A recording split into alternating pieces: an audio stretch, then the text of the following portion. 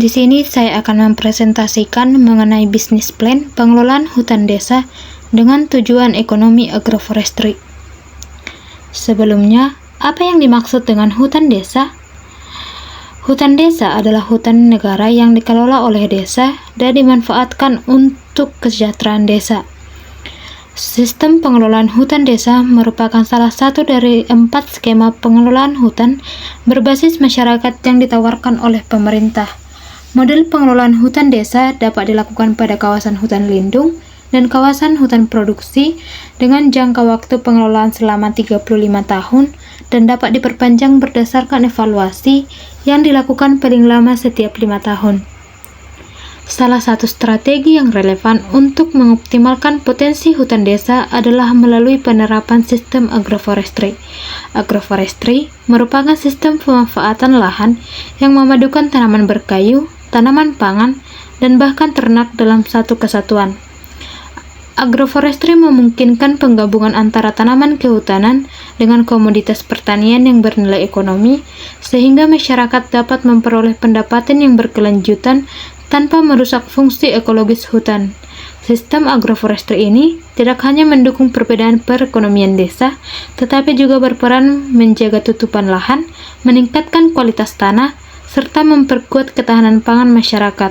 Dengan adanya agroforestry, pengelolaan hutan desa tidak hanya sekedar menjaga kelestarian, tetapi juga memberikan manfaat ekonomi nyata bagi masyarakat.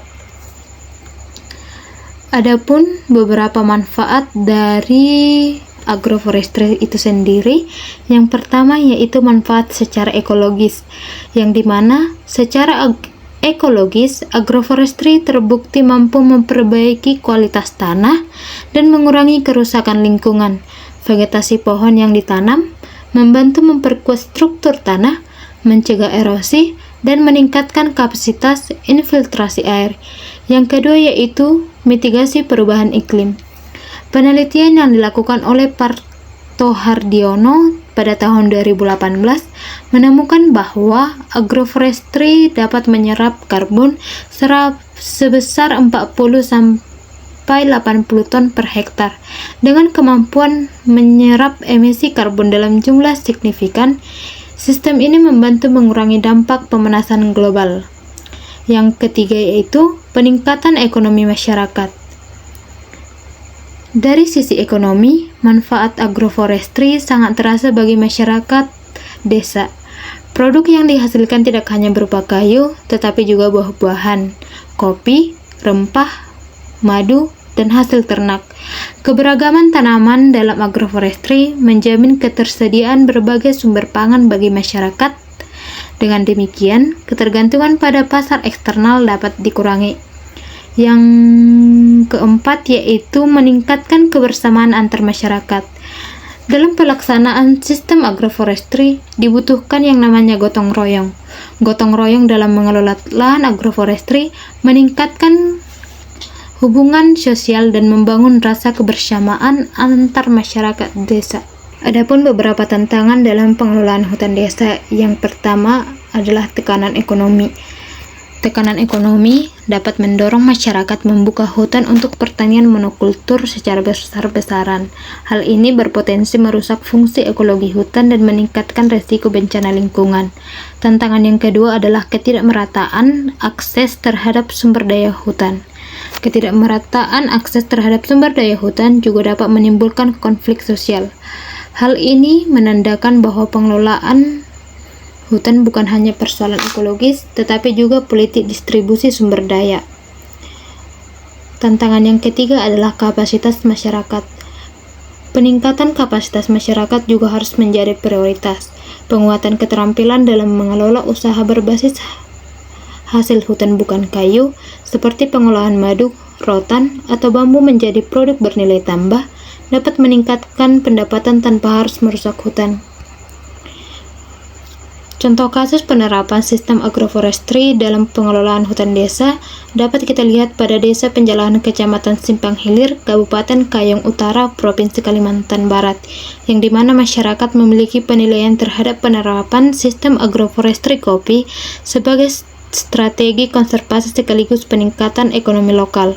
Kecamatan Simpang Hilir memiliki kawasan hutan seluas 44.070 hektar yang terdiri dari hutan lindung seluas 9,5 hektar dan hutan produksi seluas 35,65 hektar. Desa Penjalaan dengan 749 kepala keluarga telah lama mengadopsi sistem agroforestry berbasis kopi untuk memenuhi kebutuhan pertanian tanpa merusak fungsi ekologis hutan. Agroforestry kopi dinilai mampu menjaga layanan ekosistem, menguatkan pendapatan, serta memperkuat ketahanan pangan. Hasil menunjukkan bahwa mayoritas masyarakat 70,5% memiliki persepsi positif terhadap agroforestry kopi, sementara sisanya bersifat netral atau 29,5% dan tidak ada yang negatif. Adapun metodologi yang digunakan pada bisnis plan ini, yang pertama, jenis penelitian yang digunakan adalah kualitatif deskriptif, yang dimana pendekatan ini dipilih karena fokus kajian adalah untuk merumuskan strategi pengelolaan hutan desa yang tidak hanya berorientasi pada pelestarian lingkungan, tetapi juga pada peningkatan kesejahteraan masyarakat melalui agroforestry.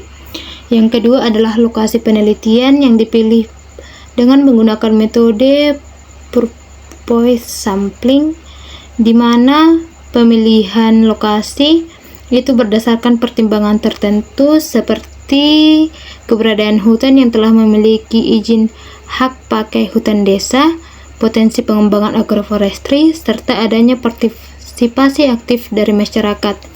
Lalu untuk jenis data yang digunakan adalah data primer dan data sekunder. Lalu ada beberapa aspek perencanaan bisnis dalam pengelolaan hutan desa. Yang pertama adalah pemetaan potensi hutan kelembagaan. Yang kedua adalah analisis biaya dan manfaat. Yang ketiga strategi pemasaran. Yang keempat peningkatan masyarakat desa. Sehingga dapat disimpulkan, pengelolaan hutan desa berbasis agroforestry merupakan strategi yang efektif untuk mengoptimalkan pemanfaatan sumber daya hutan secara berkelanjutan.